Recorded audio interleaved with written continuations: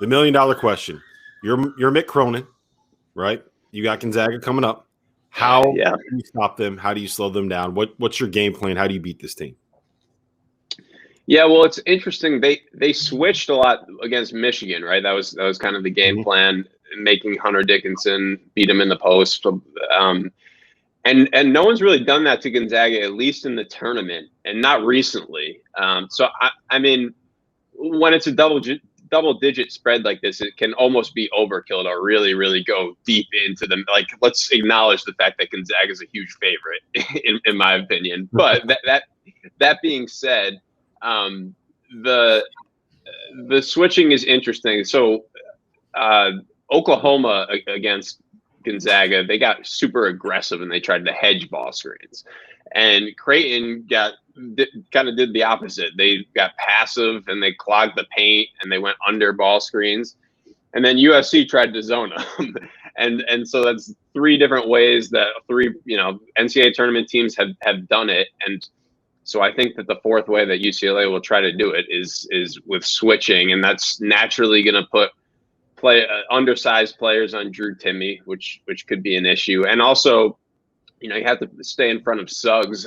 Honestly, I haven't seen the guards really attack mismatches that much this year for Gonzaga. They just keep moving and passing and cutting, and they're good at not reverting to ISO ball. But Timme would be the guy that probably does it more so than Suggs or Nembhard or whoever.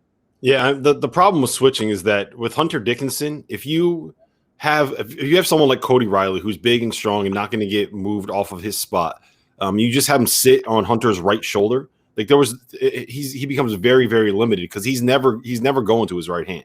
It's like he doesn't have a right hand. It's like he was completely ineffective in the post because he kept trying to get over his right shoulder to his left hand. I don't think you can do that with Timme. Because he was lighting up Evan Mobley in the post. He was, yeah. He can do so much off the bounce. Like that's what Timme can do. Like Dickinson, it's like he gets in, he seals his guy. Like Timme faces up, and he's so unorthodox with some of his moves. Like he can finish with both hands. He can. I don't know. He's so hard to guard. Honestly, he doesn't look the part, but like he's just so. The more I watch him. And I kind of had an argument with an NBA GM last week about it. I do think he's going to be a good player in the NBA. Is he going to be a star? No, but I think he's going to find his way in the league. He's going to continue to get better. He's going to expand his range. And again, some of the things he just plays so damn hard. He'll find a way. No, the key is going to be the shooting, right? Like if he becomes a 35% 3-point shooter from NBA range, then he'll be in the league for a while. That's the big. I don't think that you can be a guy that is a question mark defensively, that can't protect the rim and that can't make threes and survive in the NBA.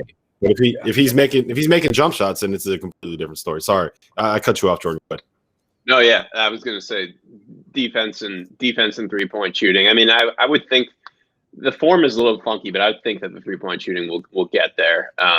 And he's had somewhat of a jump there, even from freshman to sophomore year. But the rim protection is definitely kind of the weakness in his game. But he's so good offensively that you'd figure he gets a shot. All right, so my take, and I was telling this Goodman the other day, my take on what UCLA needs to do is basically three things. You can't let Timme beat you in the paint. You have to find a way to slow him down.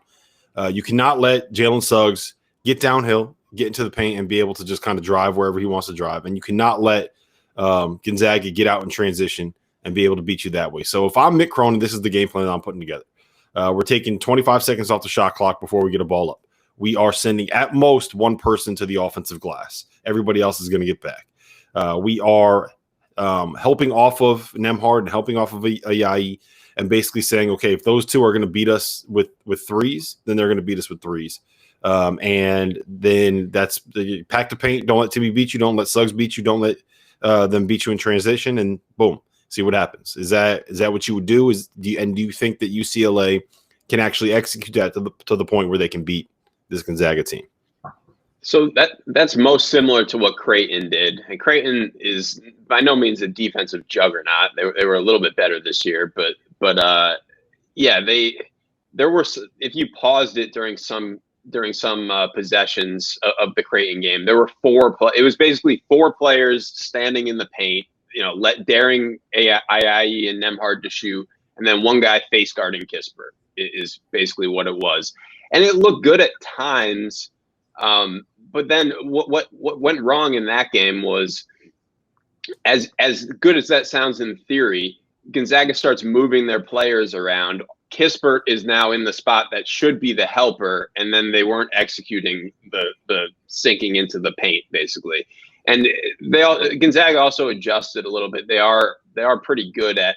I mean, I'm assuming they're probably expecting switches going into the game, just like we were talking about with Houston having some plays designed for Baylor. Gonzaga will be the same exact way.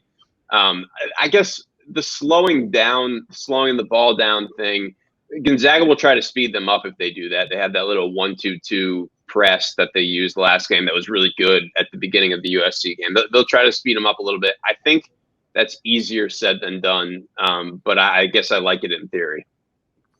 Yeah, and so the thing about the Creighton game too was that if you're daring Nembhard and Ayayi to shoot and they hit 5 threes in the first 12 minutes, then you're in trouble. Yeah, but I got no problem with them trying it. I have no problem with saying Ayayi's not a great shooter. Nembhard's not. They made him against Creighton early. They did. They made him, and they were open. They were uncontested shots. I get it, but I would live with that early, to me, and hope that Suggs settles. He's not a great shooter either. He's streaky. The only guy, again, if you can somehow, and you're probably not going to slow down Kispert, give everybody the threes and just see, if they have an off night, maybe you're there at the end. Yeah, I think the 2 of them wound up going exactly 40% in that Creighton game, Nembhard and Ayayi combined. And I mean, they made them early. They made them early. Right. Yeah. They're slightly above average shooters, but when they get wide open shots, that's a little bit different too. I mean, right. But the other thing that Creighton was doing was going under. I don't mind giving up those threes off the bounce like that to one of them. It's the giving up wide open catch and shoots to those guys. I don't know, but you have to give up.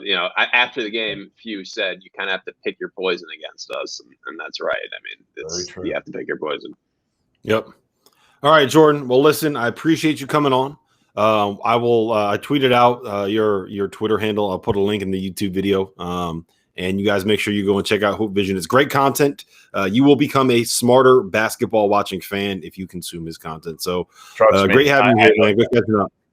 I'm not a smart basketball watching fan, but when I watch Jordan, I become one.